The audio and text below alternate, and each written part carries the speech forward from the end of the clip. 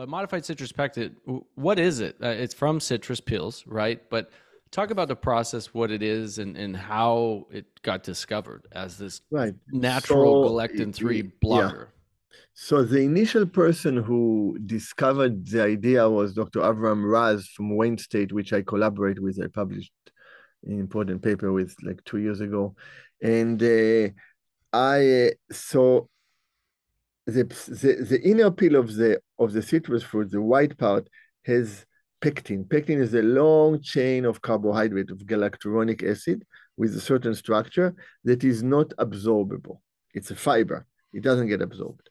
When we modify it to a very specific shape and a much smaller size, it will get absorbed into the bloodstream and will have its biological beneficial effects. So, for example, all the papers on modified citrus pectin are on pectosol. There's about 80 published papers.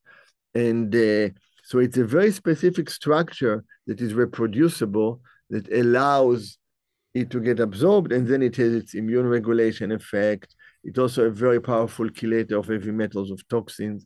We've published on it. And that's why I really feel it's an essential supplement for us to take on an ongoing basis, because galectin-3 drives aging. If you look at centenarians, very interesting study, centenarians have lower level galectin-3 than people in their 70s or 80s. And we look at the study, you can see within the 70s and 80s, Nathan, the group of the low galectin-3, these are the ones who are going to make it to be a centenarian. So there is a correlation between the level of galectin-3, like people in their 50s, a very large study, the Framingham Offspring study, 8,000 people. There's a correlation between galectin-3 levels and all-cause mortality in the next 10 years, where the highest 20% of galectin-3 compared to the lowest 20% had 3 times more mortality from any causes. 3 times more people died within 10, 11 years. Do you know why their galectin-3 levels are so low? Is it their lifestyle, their diet? Do you know? Great. Low stress? Some of it is genetic. They produce less monomers, less single galectin-3s that can go to different places and cause damage. So there is a genetic component related to MMPs, and part of it exactly is lifestyle, stress, trauma, scarring. We have to remember galectin-3 drives scarring. So when we have a scar that is active, it will drive galectin-3 up on an ongoing basis, including a scar from surgery. What do you mean active? Like, what's an active scar? In some level, every scar is active. Now you will say, no way, Isaac, what are you talking about?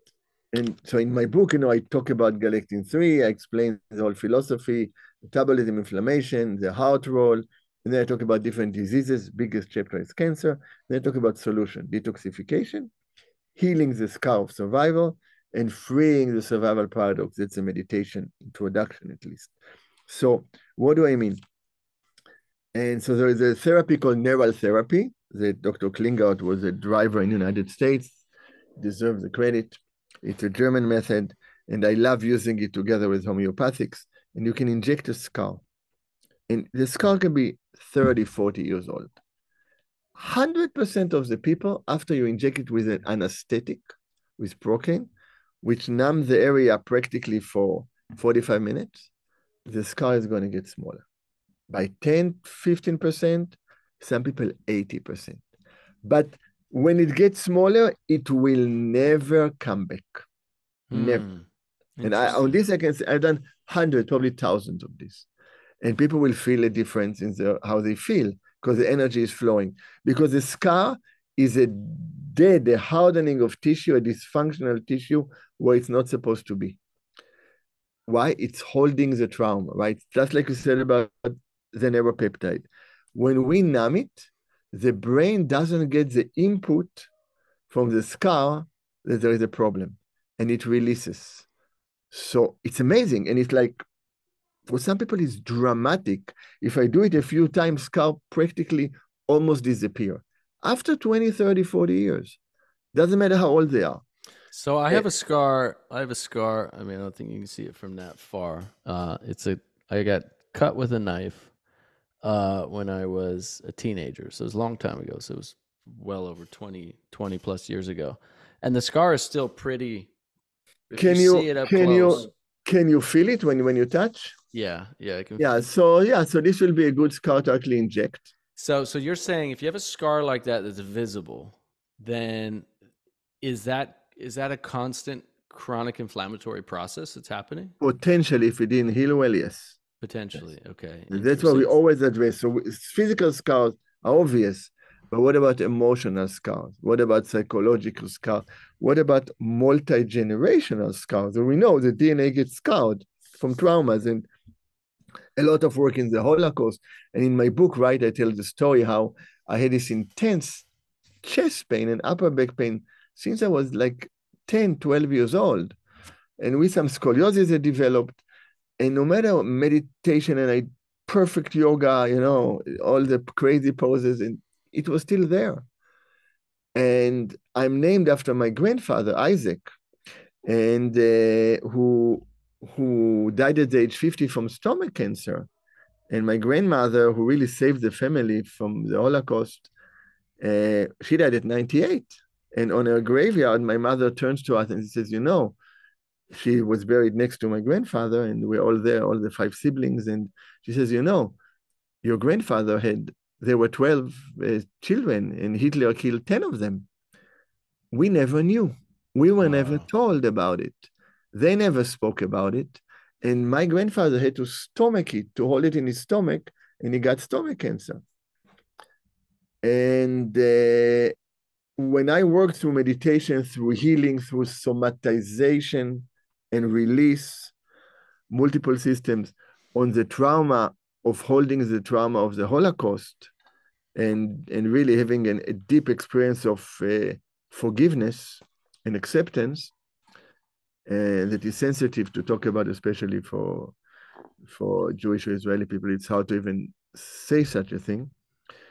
Then the pain just went away. Now I can push as hard as I can. I don't feel anything, and my chest opened up. This is like after having it for 50 years.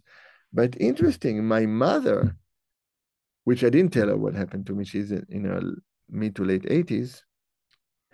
My mother could never watch any program on the Holocaust, was suddenly able to watch programs on the Holocaust and talk about it, and now share more memories. So what happened? My healing experience went back to my grandfather that I'm named after. So this is backward healing. But because time goes backward and forward, the healing then affected my mother without me talking to her. And I didn't write about it in my book, but I had a lot of experiences, because of this ability. My mother used to come to all of my meditation retreats. Now she doesn't. She's an amazing woman, was a judge, almost made it to the Supreme Court. Remarkable woman, really amazing. So when I came to Israel, we would spend, I come a lot and we would spend quality time. This was like 5, 6 years ago, maybe even more, maybe 7 years ago. We took a walk to the beach where my father used to take us always. And I sat and I meditated with her. And I was just opened, and she meditated next to me. And then suddenly she started crying. And now I didn't think about anything. My heart was open. My mind was a little relaxed. After what happened, she says, for the first time, I went back to the 817 when my father died. I never felt it. It was totally buried. And I connected with the experience. So for me, I saw it as a great release. And I didn't try to do it. She was just in my field because the electromagnetic field of the heart is bigger than our body. It affects not only every cell in our body, you know this so well, Nathan. I mean, Yep. it affects people around it. It goes through Zoom actually right And now. it's And and it's people, And it's measurable. We have Of devices course, that can, of it's been course, spoken about for of thousands of course, years in of the course. ancient scriptures, but Absolutely. it's measurable today, So when which is somebody sits amazing. next to me and I can a little bit direct it, and then they just sit in this field. But so one thing is this, wow, first time, you know, and my mother talked about it with people and therapists, and, you know, never came up. It's just the moment that the holding, the protection, the survival, needing to survive as an only child with a tough mother, you know, that was a survivalist, amazing how she made the family survive. Suddenly she could let go. But then you want to talk about meditation, comes the second part. Meditation is not what we experience. It's our relationship with what we experience. So for me, when I hear this, wow, there is a letting go. For her, she started crying. She said, oh, it felt painful, you know? And it still did something, but she missed the opportunity of releasing because she is a survivor. So she held to the experience. And that's the secret in healing. That's the secret in healing, is a letting go, letting go. The reason why this pain went away is because when I connected to the pattern, I just let it go. If I would have analyzed it and tried to do something with it, yeah, it would be better for 2 days and it would come back. Thanks for listening to the Nathan Crane Podcast. If you found value in today's podcast, please share it with others, subscribe to catch future episodes, and leave a rating and a review. For more information or to connect with Nathan, check him out online at www.nathancrane.com and follow him on Facebook and YouTube at Nathan Crane. Until next time, this has been the Nathan Crane Podcast.